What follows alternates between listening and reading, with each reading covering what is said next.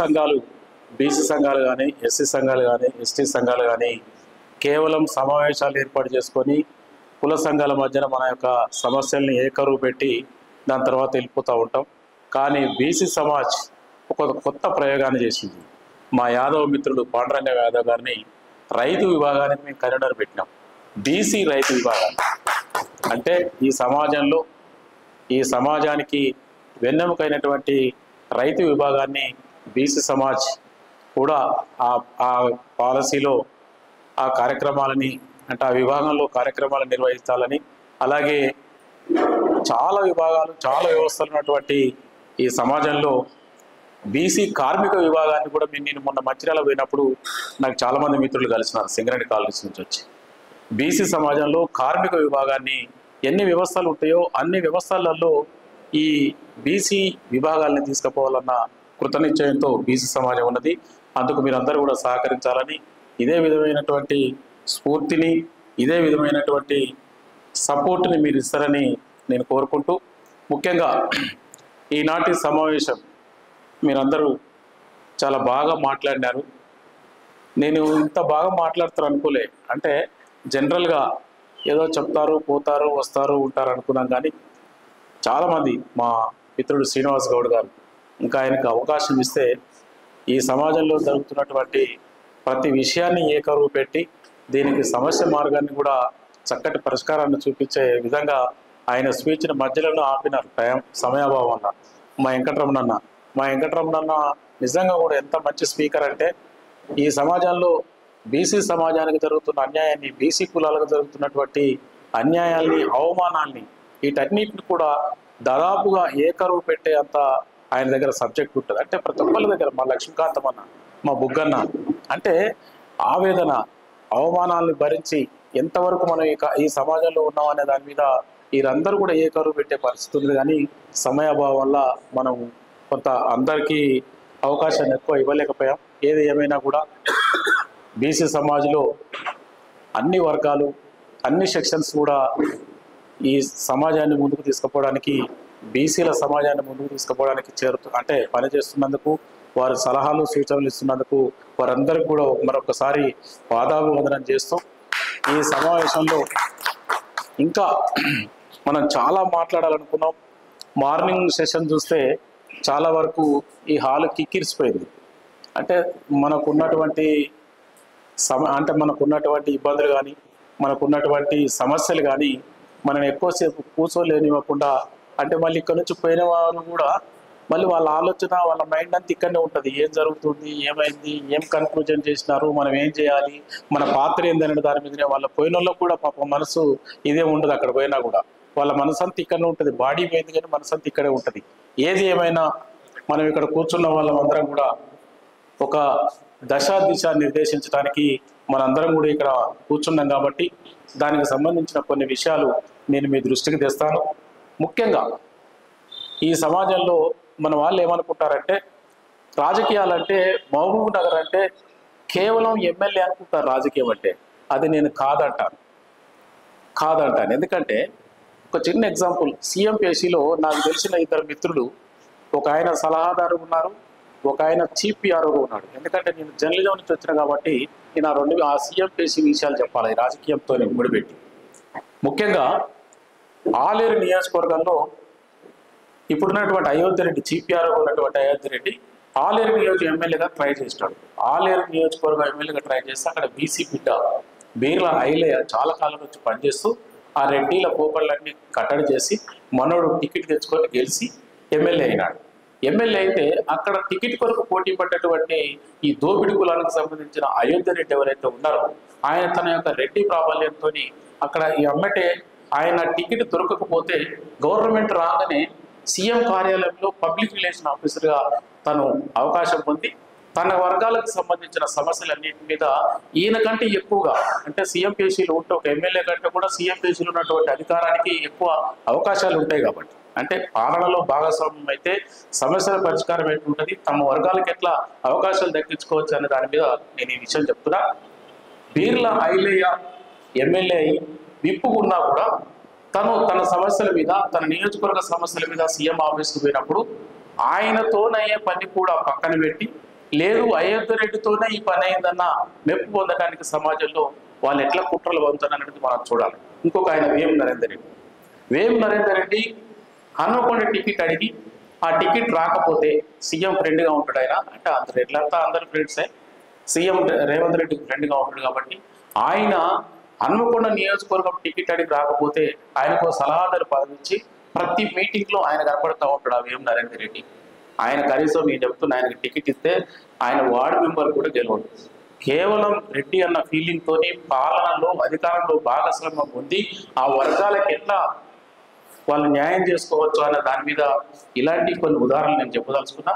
కాబట్టి నేను అనేది ఏంటంటే అధికారం పాలన దాదాపు 7 దశాబ్దాలకు పైగా మనం ఎదురు చూస్తున్నాం. మిత్రులారా, దయచేసి రాజకీయ మహబూబ్నగర్ ఒక ఎమ్మెల్యే కాదు, మహబూబ్నగర్లో ఒక 4-5 మేజర్ కులాలు ఉంటాయి, నేను ఒప్పుకుంటాను. ఈ మేజర్ కులాలన్నీ కూడా ఒకరు ఎమ్మెల్యే అయితే ఒకరు ఈ మహబూబ్నగర్ మేజర్గా పదవికి ఒకరు పోయి, ఈ మహబూబ్నగర్ జిల్లా పరిషత్ చైర్మన్కి ఒక పదవి తీసుకొని అంటే జిల్లా పరిషత్గా ఒకరుండి, ఈ 4-5 కులాలలో ఎప్పుడైతే మీకు అవకాశాలని మనం పంచుకునే దిశగా మనం ఆలోచిస్తామో తప్పనిసరిగా మనం రాజకీయాలు శాశ్వత. నేను చాలా మందికి చెప్తున్నా ఒక నియోజకవర్గం దేవరకద్ర నియోజకవర్గం ఉంది. దేవరకద్ర నియోజకవర్గంలో 1200 రాజకీయ ఉద్యోగాలు ఉంటాయి బాయ్స, 1200 ఉంటాయి. ఆ 1200 రాజకీయ ఉద్యోగాలను వదిలిపెట్టి ఒక్కటే ఎమ్మెల్యే మీద కాన్సన్ట్రేట్ చేసి దాని మీద సగరులు ఒకవైపు, ముదిరాజులు ఒకవైపు, బోయోళ్ళు ఒకవైపు, మిగతా సామాజిక వర్గాలంతా ఒకవైపు పోయేసరికి ఈ రెడ్లంతా వాళ్ళని క్యాచ్ చేసి సగరుడు నిలబడితే కనీసం ఒక 4-5 ఓట్లు రాకుండా కట్టడి చేసే ప్రయత్నం చేస్తున్నాం. అంటే దాదాపు ఇందాక మిత్రులు శ్రీనివాసరావు చెప్పినట్టు 42,000 పాపులేషన్ ఉన్నటువంటి సగర సంఘం అక్కడ దేవరకద్ర నియోజకవర్గం పుట్టినప్పటి నుంచి ఇప్పటివరకు ఎమ్మెల్యే కాలేకపోతుండే ఓట్లున్నా. ఏంది మరి పరిస్థితి? దీని మీద మనం సమాలోచన చేయాలి. అదొకటే కాదు, ఇందాక మన సతీష్ అన్న చెప్పుకోండి వనపర్తి నుంచి, అది వనపర్తి పర్టికులర్గా బీసీల నియోజకవర్గం. మరి ఎందుకు? ఇందాక మా సార్ కూడా చెప్పిండు, శ్రీనివాస్ సార్, ఇంకో రెడ్డి కాకుంటే ఇంకో రెడ్డి, ఆ రెడ్డి కాకుంటే ఈ రెడ్డి, పల్లెకి మోసేది మాత్రం మనమే. ఎందుకు ఇదంతా జరుగుతుంది?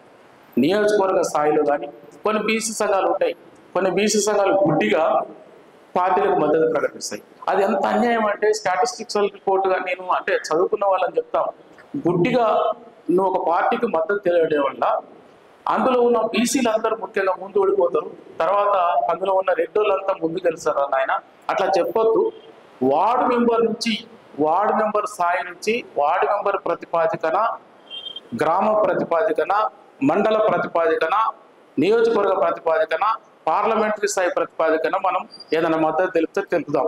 ఇది ఎవరు చేస్తారంటే జామతే ఇస్లాం వాళ్ళు ఉన్నారు, హిందూ అని, వాళ్ళు చేస్తారు. గుడ్డిగా ఏ పార్టీకి కూడా మద్దతు ఇయ్యరు.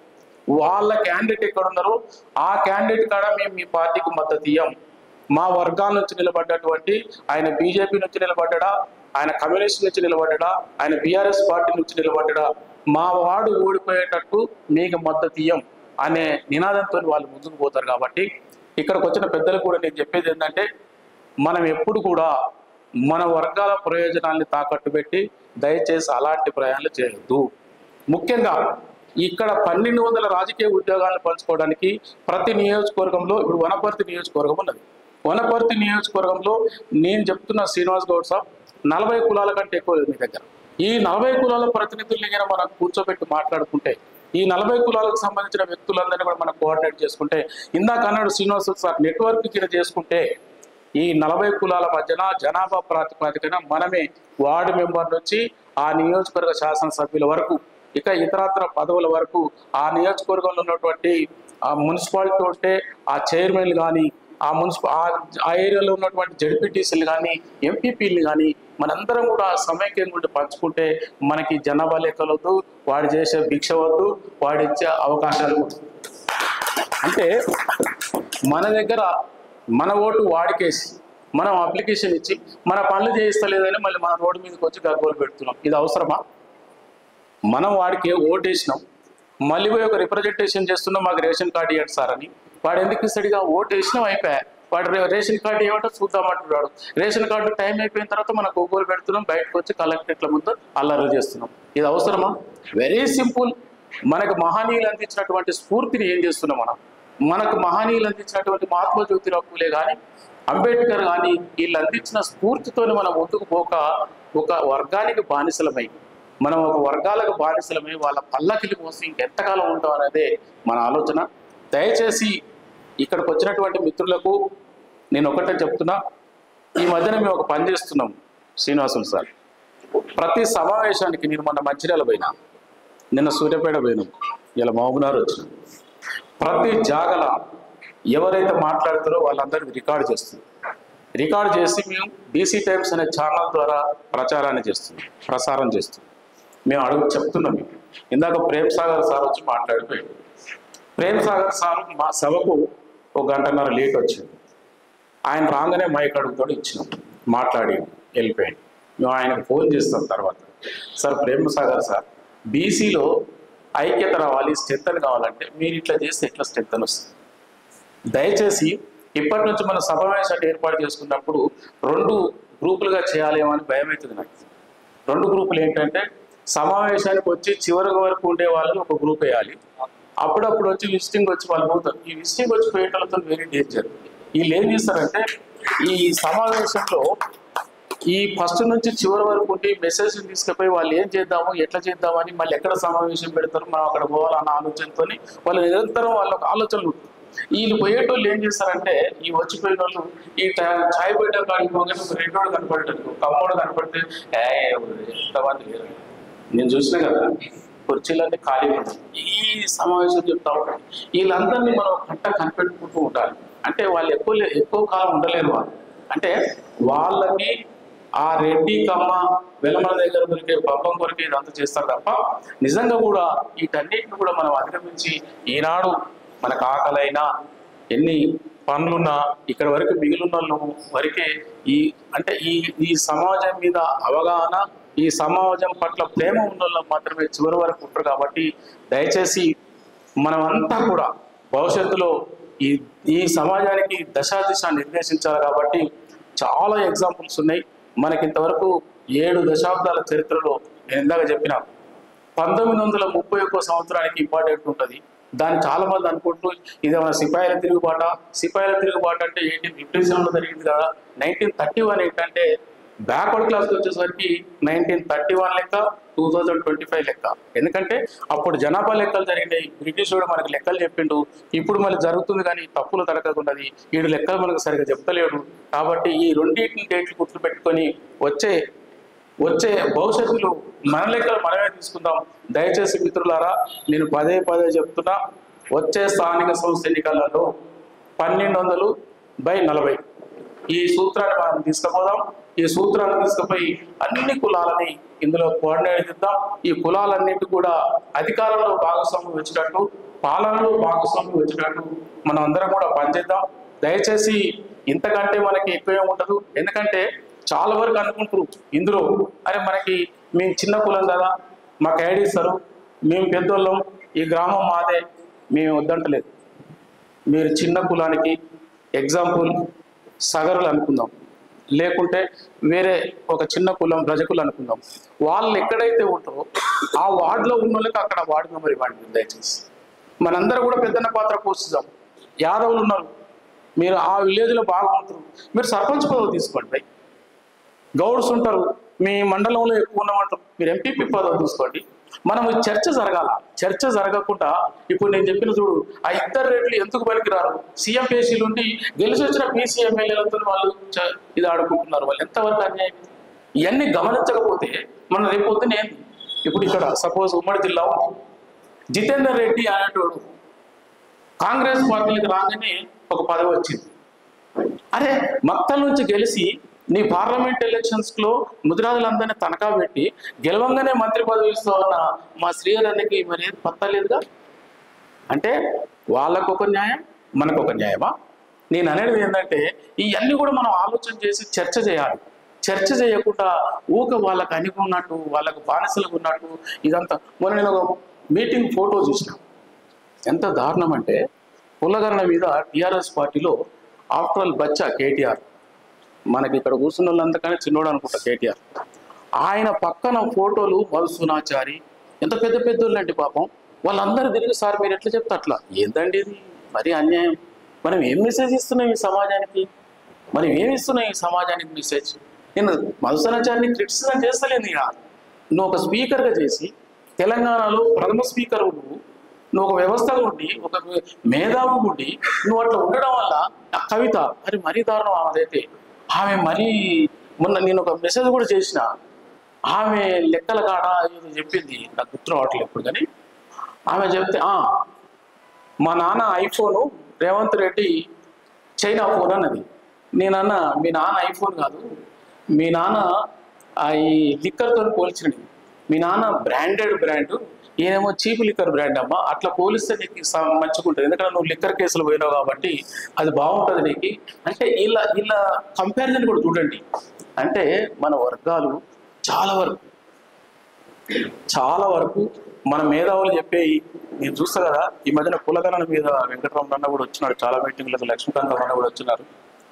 చాలా ప్రయత్నం చేసినాం ఈ సమాజంలో ఉన్నటువంటి బీసీ సంఘాలందరినీ కలపడానికి. ఒక పెద్ద డ్రాబ్యాక్ ఏంటంటే ఇక్కడ ఉన్న కూడా అబ్జర్వ్ చేయాలి.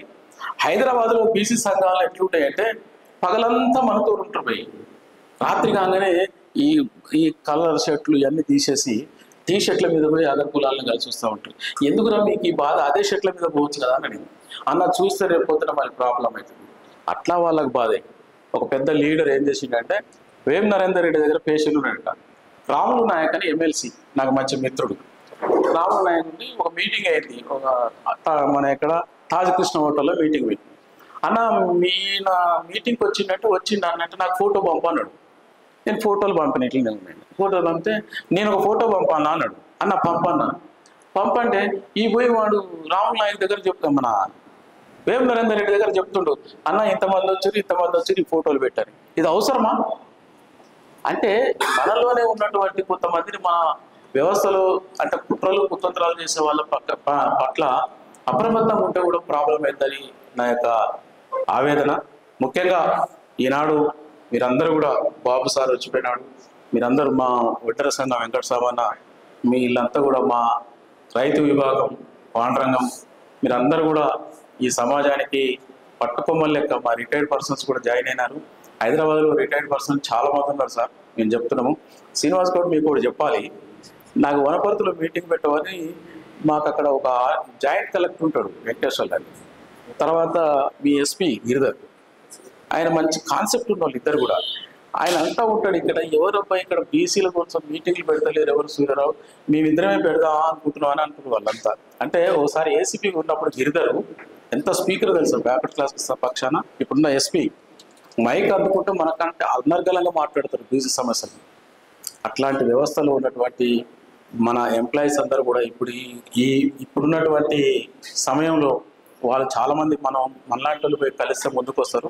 అట్లే నేను ఇక్కడ ఉమ్మడి జిల్లా చెప్తున్నా వెంకటరమణ అన్న, ఆఫీసర్స్లలో పోలీస్ డిపార్ట్మెంట్ కానీ రెవెన్యూ డిపార్ట్మెంట్ కానీ వాళ్ళకి అండదండగా మనం ఉన్నట్టు వాళ్ళని అప్పుడప్పుడు భుజాలు దడతా ఉంటే వాళ్ళు కూడా మన వర్గాలకు కావాల్సిన ఏదున్నా కూడా సదుపాయాలు కానీ సమస్యల పట్ల వాళ్ళకున్న మక్కువ ఇదంతా కూడా వాళ్ళు పరిష్కరిస్తారని నేను చెప్తూ మళ్ళీ ఒక్కసారి మీరందరూ కూడా మీ అందరి టైం వేస్ట్ చేయను. దయచేసి బీసీ సమాజ్ ఒకటే చెప్తుంది, బీసీ సమాజాన్ని సపోర్ట్ చేయండి. 1200/40 ఈ సూత్రాన్ని మీరు పాటించండి. దయచేసి నేను కుమ్మరి, నేను ఈ నల్ల చెట్టు వేసుకున్నా చాలామంది అనుకుంటూ ఈ మీటింగ్లు 30 సంవత్సరాల తర్వాత ఏదని, కానీ నేను 2011లో ఒకటేసారి పదవి అనుభవించిన, అదే తిరుమల దేవస్థానంలో. ఇక నేను డిసైడ్ అయినా నాకు ఏ రాజకీయ పదవి కానీ, నేను బిజినెస్ మ్యాన్ కాదు. నాకు ఎన్ఓసి ఈనాడు మహబూబ్నగర్ వచ్చి మీటింగ్ పెడితే ఈ జూపల్లి కృష్ణారావు నాకు ఎన్ఓసి ఇస్తాడనో, లేకుంటే ఇంకో మంత్రి ఇంకో ఎమ్మెల్యే దగ్గర పోయి నేను ఎన్ఓసికి వాళ్ళ హెల్ప్ తీసుకోవచ్చానో అనుకుంటుంది. కానీ నాకు జీవితంలో నాకు బిజినెస్ లేవు, ఇప్పుడు లేవు, జీవితంలో ఉండవు. తర్వాత నాకు పదవుల ఆకాంక్ష కూడా లేదు, రాజకీయ పదవుల ఆకాంక్ష. దయచేసి ఈ సమాజంలో బీసీలకు ఎప్పుడైతే రాజ్యాధికారం వస్తారో మీ అందరి సమక్షంలో నేను ఒక తెల్ల షర్ట్ వేసుకుంటానని ప్రామిస్ చేస్తున్నా. అప్పటి వరకు కూడా ఈ సమాజంలో ఉన్నటువంటి వర్గాలన్నిటికీ, అంటే నేను కూడా మళ్ళీ కోరుకునేది ఏంటంటే బీసీ సమాజంలో ఉన్నటువంటి ప్రతి కులం పాలనలో రావాలి, అధికారంలోకి రావాలి. వాళ్ళకు కూడా భాగస్వామ్యం కల్పించాలి. ఆ దిశగా మీరందరూ కూడా ఆలోచన చేస్తారని, ఆ దిశగా మనం అందరం కూడా పనిచేద్దామని తెలియజేస్తూ ఈ అవకాశం ఇచ్చి ఇప్పటి వరకు మీరందరూ కూడా వేచి ఉండి ఈ సమావేశాన్ని దిగ్విజయం చేసినందుకు ఒకసారి కృతజ్ఞతలు తెలియజేస్తూ మరొకసారి మీరందరూ కూడా మళ్ళీ ఒకసారి కలుద్దాం. ఈసారి కలిసేది నేను అనుకుంటా వనపర్తిని కలుద్దాం, దయచేసి వనపర్తిని కలుద్దాం. గద్వాల మా అడ్వకేట్ సాబు మదన్ అన్నాడు, కానీ ఫస్ట్ మా ఎస్పీ గారి కోరిక, జాయింట్ కలెక్టర్ గారి అంటే వాళ్ళు ఏం రారు బయటికి, వాళ్ళు ఆడ సభ జరిగితే చూడాలని ఉన్నది వాళ్ళకు, బీసీల సభ.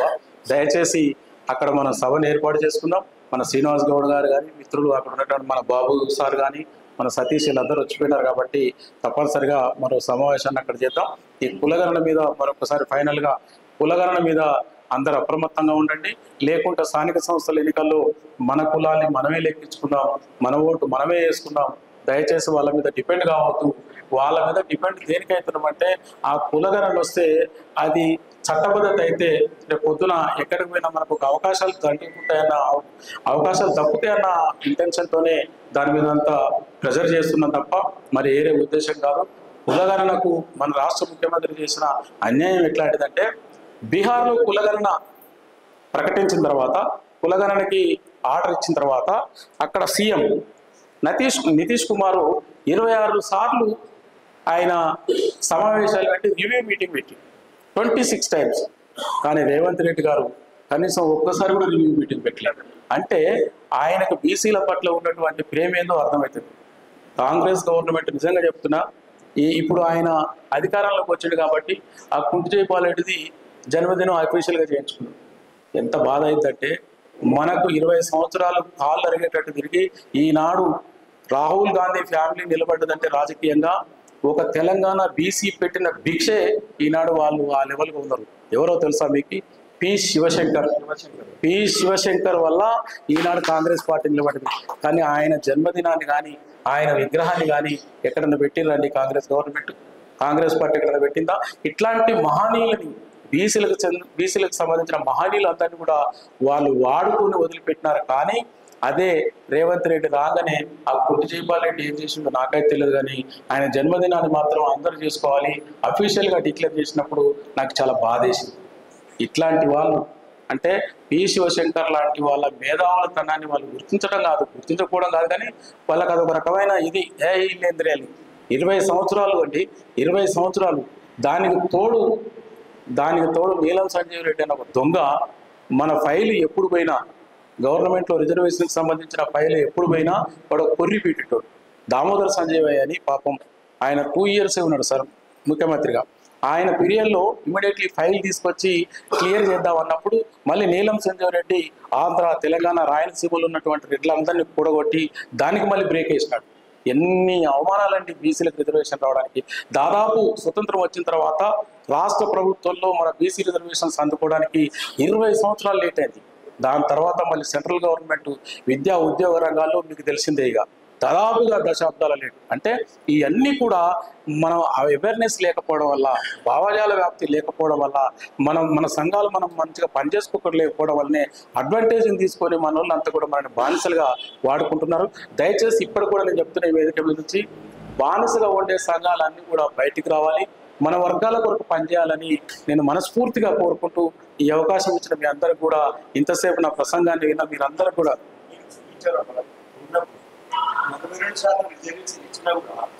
జనరల్ సీట్ లో కూడా మనం మనం కొట్టుకుంటాం కదా, అక్కడ కూడా గ్రామ పంచాయతీ సర్పంచ్ అక్కడ మనం బాగా. నేనేం చేసినంటే 2013లో ఎంబీసీ ఒక నినాదం వచ్చింది. ఎంబీసీ నినాదం వచ్చినప్పుడు 996 మంది సర్పంచులు హైదరాబాద్ తీసుకొని సన్మానం చేసి, అప్పుడు చాలా మందికి ఒక డౌట్ వచ్చింది, నువ్వు 996 మంది సర్పంచుల్ని ఎట్లా ఐడెంటిఫై చేసినావు, నే ప్రాతిపదికన చేసినావు అంటే, ఎస్ నేను చేసిన ప్రాతిపదిక తప్పు, మరి నువ్వు చేయరాదు, నువ్వు చేయొచ్చు కదా, నీ దగ్గర అధికారం ఉన్నది, నీ దగ్గర అన్నీ ఉన్నాయి కదా, పైసలు ఉన్నాయి, అన్నీ ఉన్నాయి, నేను 996 మంది ఎంబీసీలు అంటున్నాను అని వాళ్ళు ఏం చేసినారంటే, తెలంగాణ గవర్నమెంట్ వచ్చిన తర్వాత 2017 ఫిబ్రవరి 20 మమ్మల్ని సీఎం కేసీఆర్ గారు పిలిచినారు. పిలిచి బాబు ఎంబీసీది మరి ఏంది పరిస్థితి, నువ్వేమో సన్మానం చేసినావు అందరిని పిలిచి, మరి ఎవరు ఎంబీసీ ఎవరు ఓబీసీ అన్నప్పుడు మాకున్న డాటాని మేము సబ్మిట్ చేసినాం సార్. తమిళనాడులో ఉన్నది, అట్నే బీహార్లో ఫస్ట్ ఎంబీసీ కర్పూరి ఠాకూర్ గారు పెట్టినారు. తర్వాత రకరకాల గవర్నమెంట్లు వచ్చినప్పుడు దాని మీద మేము చేసినాం అన్నప్పుడు వాళ్ళు చెప్పారు. చెప్తే దాని తర్వాత ఆయన ఏం చేసింది తెలుసా, మాతోనేమో 6:30 గంటలు మాట్లాడాడు. ఆ రోజు బాగా మీడియా ఇదంతా బాగా ప్రచారం చేసి మాట్లాడి బయటకు వచ్చిన తర్వాత 5-6 కులాలే ఓబీసీలు, మిగతా అన్ని ఎంబీసీలు అన్నాడు. మేమందరం సంతోషం. బయటకు వచ్చిన తర్వాత తీరా చూస్తే ఎవరైతే 20 మంది పోయినామో డెలిగేట్స్, ఆ 20 మంది ఎంబీసీలకి ఆ ఎంబీసీ లిస్టులే లేదు కులం. పాలకులు ఎప్పుడు కూడా మనకి ఇమ్మీడియట్లీగా న్యాయం చేస్తారని మనం అనుకోలేము. మేము పోయిన వాళ్ళం అందరం ఇక్కడ నుంచి కాలప్ప సార్ ఉండే, పాపం మా హెల్త్ బాగాలేక పడుకున్నాడు. కాలప్ప సారు, ఆయన కమ్మరి, నేను కుమ్మరి, సగర సంఘం నుంచి బిఎన్ సాగర్ వచ్చిండు, ఒడ్ర సంఘం నుంచి అంతయ్య గారు వచ్చినారు. మేము అందరం పోయినాం. దాదాపు 20 కులాలు, 20 కులాలు అందులో లేకపోగా ఆయన ఏం చేసిందంటే ఫస్ట్ ఎంపీసీ కార్పొరేషన్ చైర్మన్ కుమ్మరి ఆయనకి ఇచ్చింది. జీవోలోనేమో 35 కులాలు ఎంబీసీ అన్నారు. ఇదే లిస్ట్ని ఆంధ్రప్రదేశ్లో కూడా ఇచ్చినారు. తెలంగాణ వాళ్ళు 35 కులాలు ఎంబీసీ అన్నారని ఆంధ్రప్రదేశ్లో కూడా 35 కులాలు ఎంబీసీ లిస్ట్ ఇచ్చినారు. కానీ అక్కడ ఏం చేసినారు, ప్రతి కులానికి ఫెడరేషన్ పెట్టినారు. అదొక వేరే సబ్జెక్ట్. అంటే నేను ఎందుకు చెప్తున్నట్టే 46%, 27%, 34%. ఇప్పుడు టీఆర్ఎస్ ప్రభుత్వం వచ్చిన తర్వాత 34 నుంచి 18%, 21 కాదు 18. ట్రైబల్ ఏరియాలలో వాళ్ళకు 18 కంటే కూడా తక్కువ ఇచ్చినారు రిజర్వేషన్స్. అయితే అది సరి చేసుకోవడానికి నీకు మైదాన ప్రాంతాలలో అవకాశం ఉంది, కానీ వాళ్ళు అక్కడ ఇయ్యలేదు. అంటే కేవలం దాన్ని అంతే కంటిన్యూ చేసినారు. అంటే ఇది పెద్ద, అంటే మనల్ని వాళ్ళు ఏమనుకుంటారంటే ఈ సబ్జెక్ట్ ఎవరికి అర్థం కాదు. వాళ్ళకి ఏముంటుంది, ఒక నాయకుడి దగ్గర పోయి సార్ నేను వార్డు మెంబర్ కావాలని నాకు అవకాశం కలిపి, అరే నువ్వు ఒక్కడు కాదురా, నువ్వు మంచిగా పనిచేస్తే నీలో 100 మంది అవుతారంటే వాడినాడు, ఫస్ట్ నేను కావాలి సార్ వాళ్ళు ఏమన్నా పోనీ గంగలని. అంటే ఇలాంటి లెక్కలన్నీ కూడా మనం చేసి చూపించకపోతే, ఇప్పుడు నేను చెప్తున్నాను కదా సార్, నేను బిఎస్ రావుల గారు కూర్చున్నాం ఫస్ట్ బీసీ కమిషన్ చైర్మన్. నేను చెప్పిన ఆయనకి లెక్క, సార్ ఇట్లా ప్రతి నియోజకవర్గంలో సిరిసిల్లలో పంచాయతీ జరుగుతుంది. సిరిసిల్లలో ఏం పంచాయతీ జరుగుతుంది, అక్కడ పద్మశాలులు 1,00,000 మంది ఉన్నారు ఓట్లు. తీర్మార్ మల్లన్న ఆ సబ్జెక్టు మీద లైవ్ పెట్టింది. 1,00,000 మంది పద్మశాలులు సిరిసిల్లు ఉన్నారట, సూర్యరావు అంటుండు. అంటే ఒక ఆయన టీఆర్ఎస్ భవన్ నుంచి లైవ్లోకి వచ్చి లేడు సార్ 80,000 ఉంటారు గ్యారెంటీ అన్నాడు. మరి ఆయన చెప్పింది ఎంత, 1,00,000. ఎంత తేడా ఉంది, 20,000. అరే 1,80,000 కదా, 40,000 వేసుకుంటాడు ఎమ్మెల్యే అవుతాడు కదా. నువ్వు 40,000 వేసుకున్నా, నువ్వు చెప్పిన దాంట్లో సగం వేసిన పద్మశాలుడు ఎమ్మెల్యే అవుతాడు కదా. మరి నువ్వు అనవసరంగా మరి కేటీఆర్ కానీ పళ్ళకి మోసులు ఎత్తుకున్నావు కదా. అంటే మనోళ్ళు ఎట్లా ఉంటారంటే వాళ్ళ తరఫున వకాలతు మనం కూడా సరిపోం. ఒక్కోసారి డిబేట్లలో మేము చూస్తూ ఉంటాం జర్నలిస్ట్గా, వాడి వాదన ఇంతగా ఉంటుంది. ఒక ఆయన వచ్చి నువ్వు కవితతో పనిచేయాలంటే, అంటే నా చుట్టమా పక్కవా, నేను ఎట్లా పని చేస్తారా కవితతోని అంటే, అది లేదు బీసీ వాదం ఎత్తుకున్నా అంటే ఆమె ఎప్పుడు ఏ వాదం ఎత్తుకుంటే అందరం పోవాలన్నా, నాకేం లేవా అంటే వీళ్ళు ఇట్లా ఉంటారు అన్నట్టు. ఆమె ఎత్తుకున్నది కాబట్టి మనం పోవాలన్నట్టు. ఇవన్నీ వితండవాదాలు చేసేట్లల్లో మనోడు ఇంకా సాయంత్రం పూట డిస్కషన్స్ అంటే వెరీ డేంజర్. వాడు వదలడు అసలు. ఫోన్ చేసిండు అనుకో, సార్ నువ్వు ఇప్పుడు మా ఉన్నాళ్ళు ఏం మాట్లాడినావు అంటాడు. ఏం మాట్లాడినంటే అట్లా మాట్లాడొద్దంట. ఓకే నువ్వు రేపు నేను నల్గొండ పోతున్నా, నువ్వు చెప్పినట్టు మాట్లాడుతుంది అంట. మరి ఏం చేద్దాం, మళ్ళీ వాడు తెల్లారి ఫోన్ ఉండదు. అంటే ఇన్ని రకాలైనటువంటి వ్యవస్థలలో మనం ఉన్నాం కాబట్టి దయచేసి నేను ఇప్పుడు చెప్పేది పెద్దలందరూ కూడా, ఇక్కడికి వచ్చినటువంటి లక్ష్మీకాంతం అన్న కానీ, పాపం లక్ష్మీకాంతం అన్న కూడా, నేను ఎప్పుడు మా ఉన్నారు వచ్చిన బుగ్గన్న లక్ష్మీకాంతం అన్న అయితే సమస్య లేదు, వాళ్ళు ఎన్ని పనులున్నా వదిలిపెట్టుకొని మా సూరాన్న తండ్రి తప్పనిసరి. వాళ్ళు చాలామంది మిత్రులు ఇక్కడ శేఖర్ కానీ వీళ్ళంతా విన్నరా.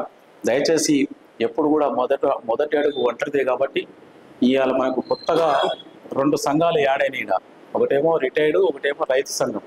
కాబట్టి ముందు కూడా దీన్ని అంతా కూడా స్ట్రెంథన్ చేసుకొని మన వర్గాలకు న్యాయం జరిగే విధంగా 1200/40 శ్రీనివాస్ గౌడ్ సార్ 1200/40 1200 రాజకీయ ఉద్యోగాలు, 40 కులాలు. నువ్వే నియోజకవర్గాన్ని పో, నా దగ్గర ఉన్నది డాటా, నువ్వే నియోజకవర్గాన్ని పో, ఆ 40 కులాల మధ్యన మనం షేర్ చేసుకుంటే మన కాంగ్రెస్ వద్దు, టీఆర్ఎస్ వద్దు, బీజేపీ వద్దు, మన వద్దు.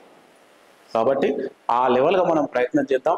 మన అధికారం మనమే తీసుకున్నాం అబ్బా. మన ఓటు వాడికేసి రిప్రజెంటేషన్ ఇచ్చి మనకు ఆ పని చేయలేదని మళ్ళీ కలెక్టరేట్ ముందు గేట్ల ముందు ధర్నా చేసిన మనకి ఇక్కడ బాపనోడు వేలమోడు ఎప్పుడన్నా ధర్నా చేయంగా చూసిరా? ఎప్పుడన్నా చూసిరా? మరి మనకే ఎందుకు? ఒక చిన్న ఎగ్జాంపుల్ చెప్తున్నా. నేను జర్నలిస్ట్ని. సోమాజిగూడ ప్రెస్ క్లబ్లో ఇప్పటి వరకు ఎప్పుడు కూడా దాదాపు 60 సంవత్సరాలు అవుతుంది. ఆ శ్రీనివాసరెడ్డో, దేవులపల్లి అమరు, ఇంకోడో వాళ్ళ మనుషులే వస్తారు, వాళ్ళే ఉంటారు. మేము ఒక రోజు లెక్కేసినాం, అని ఎందుకైతుంది ఇట్లా, మన బీసీ కూడా ఒక్కరు లేడు, ఎందుకు ఏం జరుగుతుందని 1600 మందిని లిస్టు తీసి లెక్కేసినాం. 950 మంది బీసీలు ఉన్నారు జర్నలిస్టులు. 950 మంది బీసీ జర్నలిస్టులు ఉన్నారు. 150 మంది మాత్రమే ఓసీలు ఉన్నారు. మిగతా వాళ్ళు ముస్లిమ్స్ ఉంటారు. హైదరాబాద్ బేస్డ్ కదా, ముస్లిమ్స్ ఉన్నారు. తర్వాత ఎస్సీ ఎస్టీ. అక్కడ ఆ ప్రెస్ క్లబ్లో బెంగళూరు వాళ్ళు, ఢిల్లీ వాళ్ళు, తర్వాత కలకత్తా వాళ్ళు అక్కడ పనిచేసిపోయినప్పుడు ఎన్రోల్ చేయించుకుంటారు. వాళ్ళు వెళ్ళిపోతారు, ఇక్కడ ఉంటారు. కానీ ఎలక్షన్స్ అప్పుడు వచ్చి ఓటేస్తే వేస్తాడు, లేకుంటే లేదు వాళ్ళకు. 950 మంది బీసీలు ఉన్నోళ్ళు ఎప్పుడు కూడా ఎగ్జిక్యూటివ్ మెంబర్ కాలేదు. 17 మంది పాలక మండలి, అక్కడ 17 మంది.